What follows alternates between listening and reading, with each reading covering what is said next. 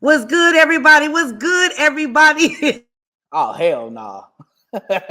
This is 2025. I'm so sick of these modern women. I'm sick of Gail King. I'm sick of Mama. I'm sick of Oprah Winfrey, and I'm sick of every modern woman out there. You know what? I'm even sick of Destiny, and I'm gonna add one more person to that modern woman list. I'm gonna add Destiny's mother. Okay, so I'm sick of Gail King. I'm sick of my girlfriend. I'm sick of Mama, and I'm sick of my girlfriend's mother. Okay, but this is my show. Okay, this is my podcast that I created. Episode 40. We're talking about the legacy of the Cosby Show, and now. Mama, you can talk, but don't you ever think that you will come on my platform and my podcast and talk before I do. This is a man's world. Respect something, you modern woman. Now, I'm excited. I feel like we have not been behind the mic in a minute. I know y'all been checking out our travel vlogs, which has been fire. But I ain't gonna lie, I've missed being behind the mic, so I'm glad to be back behind the mic so this modern woman can continue her stick talking. What we doing? What we're doing is we're doing the legacy of the Cosby Show, Yes. okay, in honor of Malcolm Jamal, aka Theo. Obviously, you know, with his passing away, very, very tragic moment. We're happy to have Mama on, and I do have a very special guest on. He's an old head too, whether he wants to acknowledge it or not. Anybody that's 25 plus, okay, let me repeat that again. Anybody that's 25 plus, you an old head. So son right here, 24, about to be 25. So yeah, if you're over You're 25 plus, still you're on a old head. bottle at 25. What are you talking about? I'll be respectful. Okay. But let's get into the topic. You know what we're talking about. Based on the thumbnail, shout out Rez. Based on the title, shout out Rez. Based on the topic, shout out me and Rez. Okay. You know This we're is talking Mama about. knows best. Okay, I'm gonna mute you. So I got an introduction to do. Okay. I need to bring up my big brother Cordell. And before you even say anything, let me give you the proper introduction because I was gonna troll you, but I gotta let the audience know this is my big brother. You know, this is the first house that I ever visited, right? In when I moved here to Connecticut, he welcomed me with open arms. Him and his wife opened me up, open arms, showed me a lot of love, gave me the CT love that I needed to be able to hear, to be able to come up here and make that transition. And I really think, Cordell, you might be the modern Cosby Show, okay, without all the scandals with you and your wife. You, your wife, now you have a son. You got that nigga Eric living there. Not Mama's Eric, that nigga Eric 3, okay? So you might be the modern Bill Cosby without the allegations. How do you feel about that, Cordell Moody? That's exactly why I wanted to be here. That's exactly why I needed to be on this show when I was about Malcolm-Jamal Warner and the Cosby Show. To make one quick correction, I have a daughter. I do not have a son. Did I say son? He did, but it's okay. I take that back. We gonna work on that one next. I don't want no smoke with your first lady, okay? Okay, because she was the first person I gave that nickname to. Was the first lady, and I don't want no smoke from her. I don't want no smoke from her. But let's get into the topic, okay? Because you know we're talking about Malcolm-Jamal Warner. We see based off your T-shirt and your enthusiasm that you definitely wanted to get into the topic. And Rez will cut this. I gotta just pull up the questions. He'll cut it out. Hold on. Cool. So let me restart on that. So we definitely got to get into the first question of this episode. We know we're talking about. We're so happy to have Moody on. Talking about the Cosby Show. You hear his enthusiasm. So I want to kick it off to you first, Cordell. How transformative was the Cosby Show for yourself and others? So, you know, I didn't get to watch it during its prime. Like when the show first came out, obviously I'm not that old head to be able to say that. But when I went back, when I was older and able to understand the show and understand the time that it came up in, plus you have to understand what other shows were airing, it was one of one. There wasn't any other show. You think of Fresh Prince, it's Will Smith coming out the hood and trying to make the come up. You got Martin living in the hood and trying to make a come up. Like the way that I'm not going to say stereotype because those are still classic shows. Or you have Sanford and Son where he beating his son. Like there were images that they gave of what a black family looked like. The Winslows, same thing in Family Matters. Like he's always angry and yelling. That wasn't the Cosby Show. Like you had a doctor, you had a lawyer, and they had a regular family. And Theo was the second male lead, Malcolm-Jamal Warner, in the show. And having him there, he wasn't the coolest guy. He was literally an average student who wasn't applying himself, who needed to do better, which is what I was growing up. Like could have applied myself more, but I wasn't because I was too focused on the social life and trying to be cool and all this. And then you get older, and then all of a sudden you wise up and you start excelling because you have everything laid out that your parents gave you. They had creative ways of disciplinary actions that wasn't yelling, that wasn't grounding or punishment. Yes. So it was really the model household that people didn't get to see in other shows that they did, that showed that, hey, there's more ways that Black people are and how they look. Mama, I'm gonna toss it to you because you got to bounce off of that. That was phenomenal, Booty. That was phenomenal breakdown. No, absolutely. So I am in that generation when I watched it, but I was younger, so I do have two different perspectives, like looking at it from a younger as a child versus an adult now. So I thought it was phenomenal. It was a great representation of just a Black family. A couple of things stood out. So like we're all college graduates. You're talking about a doctor and a lawyer. So they went beyond just your undergraduate degree. So they had advanced degrees, which shows discipline and things like that I really want to point out. Because yeah, we say doctor and lawyer, but with us going to school, we know what that entails. Excuse me. Secondly, they had 5 kids that they can afford. Like just even thinking about a Black family with 5 kids with no state assistance, and you can afford all 5 of them and they're doing well. I love that. And then the other part that I wanted, that when I was thinking about this topic today, they all had issues. They didn't make it as if the kids were perfect.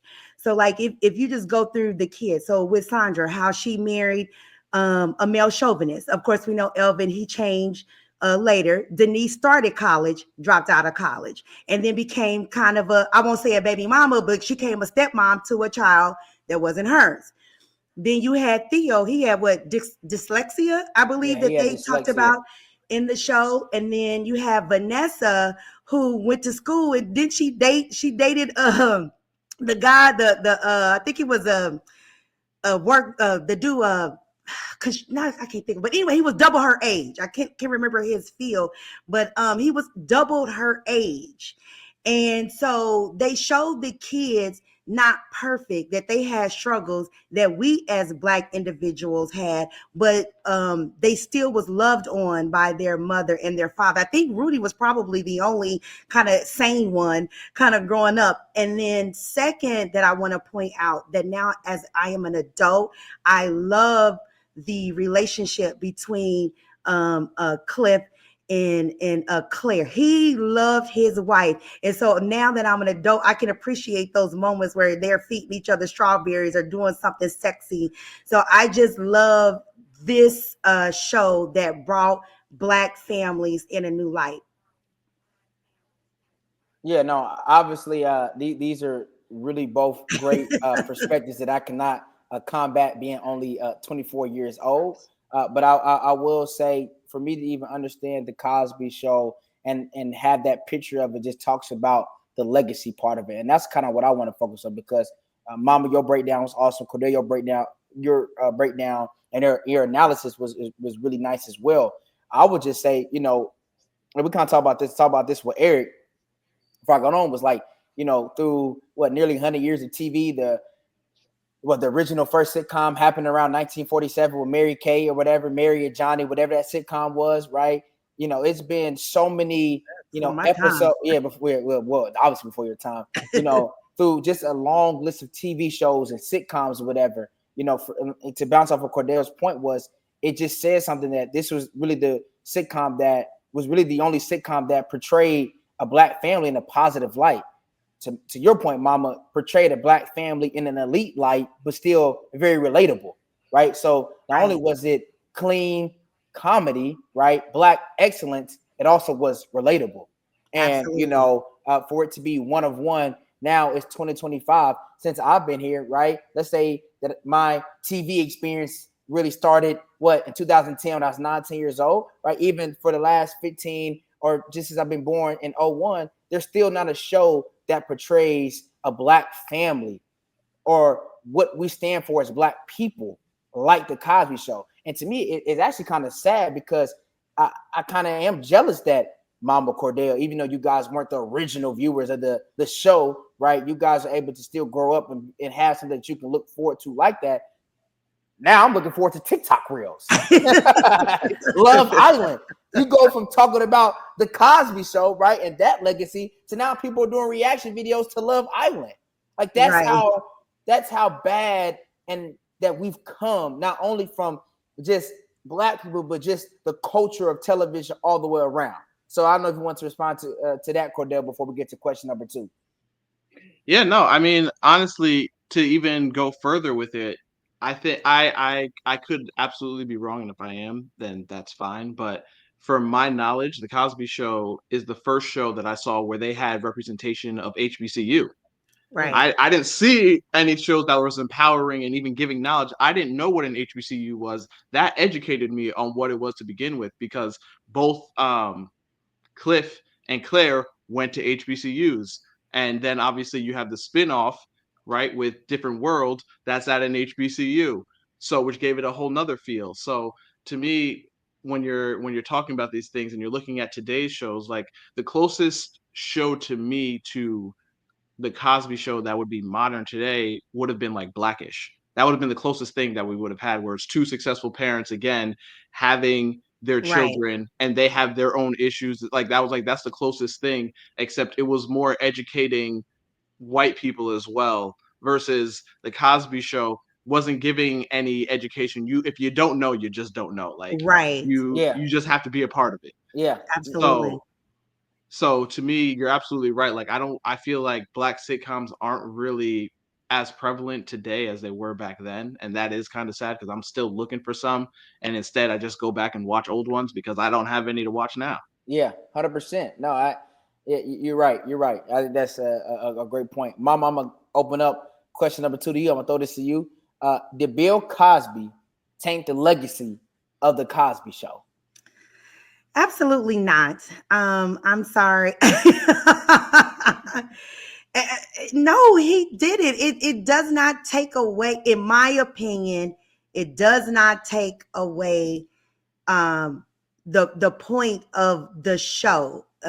Like we just reiterated in regards to the dad in the home, the wife, the family having their everyday struggles, the impact that they've had on their, just like what you talked about, Cordell, the spinoff with Different World, and how the enrollment into college along with HBCU had increased due to those shows.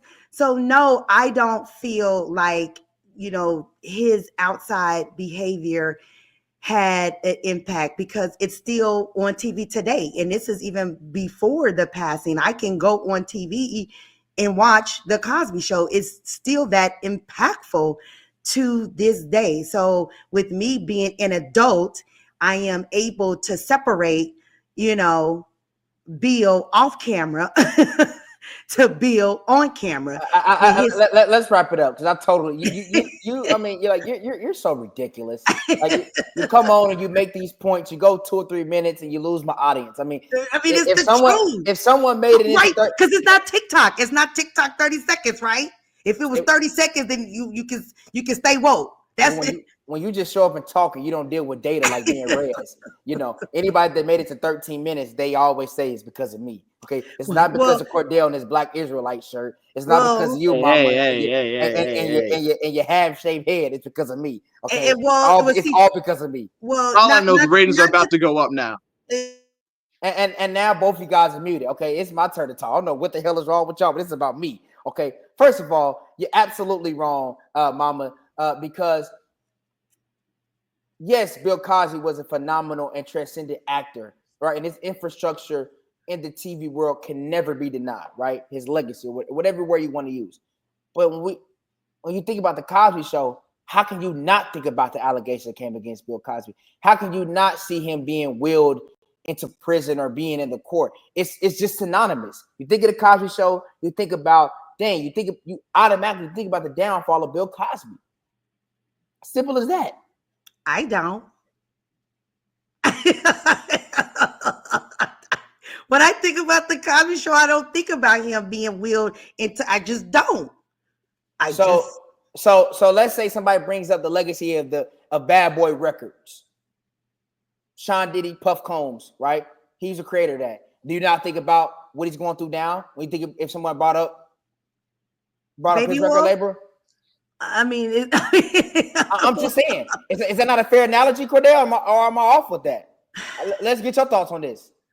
So I when I saw the question, right, first I was like, yeah, it's definitely tainted, right? But then I thought more about it and I was like, well, I already knew the two of you were gonna have a disagreement because I feel like depending on the generation is gonna say it's tainted or not. Because I feel like with you youngins, right? Y'all are all about the PR and how things look and the imagery of it. And so because of that, when those allegations happened, the Cosby Show was nowhere to be found.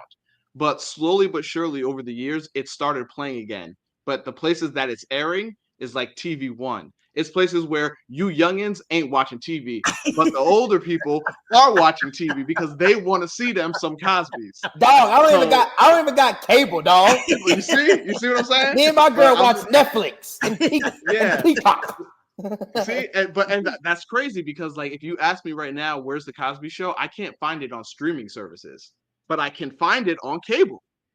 So again, it's like I'm like, all right, I get it. For me, is it tainted? The show itself, I'm somebody who can compartmentalize, so I can take, hey, he did this, it wasn't great over here, and then be like, but this is something classic and model that even my daughter, when time comes, I'm gonna show her the Cosby Show. Like because of the representation. Like, so I can't sit here and say that it's tainted because I'm not gonna tell her, hey, this is what Bill Cosby did. No, I'm gonna be like, sit down, watch this classic with me, and let's have conversations and let's bond. And the same way that I'm gonna do with all the other Fresh Prince and all the other shows as well, so that you can get a different depiction of things and how things were growing up during those times. So you're saying that from a parent perspective, this show kind of reinforces what you're trying to teach her and highlights it in a different way. No, absolutely. Because like I said, there's so many different ways that they went about even just disciplinary actions that I would like to adopt myself with her because it like the worst that I saw, and you may not get this reference because again, youngin, but Mama understands, is when Vanessa decided to have big fun.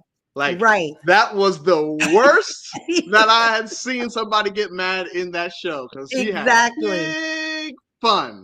So, and Claire had a way of telling you off and not even using a cuss word. Well, Mama, go ahead and respond to that. We're gonna let Cordell get the last word. Yeah, no, I 100% agree with you. It was awesome how, like you said, even that brought back that memory when they turned that couch around and they was waiting for Vanessa to come into that house. That was awesome. It's so many things in there. And then I was just thinking about all of the people that they brought on, like BB King and Lena Horne. They was always into music and jazz and all of that. Like you said, I love this one because it was for us. And I like how you tied in Blackish was kind of like trying to include like the white people on what we do. So I hear what you're saying. I think it is generational. I love the Cosby Show, and I am able to separate Bill off camera with Bill on camera. So Cordell, what's your last word? I don't know if it's fit. I think it's definitely fitting that you give a last word on what Malcolm-Jamal Warner meant to you. I know you kind of spoke to earlier. Get a last word on that. Cosby Show, whatever you want to do, keep it to about 45 to a minute. Don't put my viewers to sleep. Keep it 45 seconds to a minute, and let's get up out of here. All right, so I know one thing that child actors don't want is to only be remembered as a child. So I'm gonna go off of that and say that, Malcolm-Jamal Warner was somebody who was named after Malcolm X. That was what his father's plan was. If you listen to his life story, he used to have to do book reports over the summer on Black great American Negroes that his father had him do. So that way he can become an activist. He is a Grammy Award winner through poetry. If people don't know that, the last thing that I saw him in that I can't even finish right now is a doctor show called The Resident. And I loved his character. It was so empowering for him to play this character of no mistakes. His hands were godlike.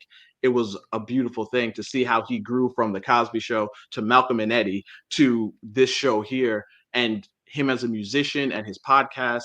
So to me, he was more than just what he was on that show.